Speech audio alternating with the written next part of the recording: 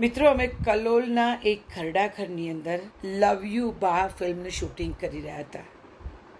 મારા દીકરાની દીકરી મને પરાણે વાલથી વઢીને ઘરે પાછી લઈ જવા આવી હોય છે. એવો સીન ભજવાઈ રહ્યો હતો. ત્યાં એક બા ધ્રુસકે ને ધ્રુસકે રડતા હતા.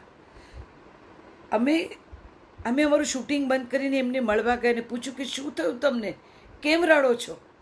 ત્યારે એણે અમને કીધું કે 2 દિવસ પહેલાં જ મારો દીકરો મને અહીંયા મૂકીને ગયો. એણે કીધું કે ખાસ મારા દીકરાને ત્યાં દીકરી હોત અને આ જ રીતે મને વાલથી વઢીને પરાણે પ્રેમથી ઘરે પાછી લઈ ગઈ હોત. મિત્રો, આપણા સમાજની કડવી વાસ્તવિકતા છે.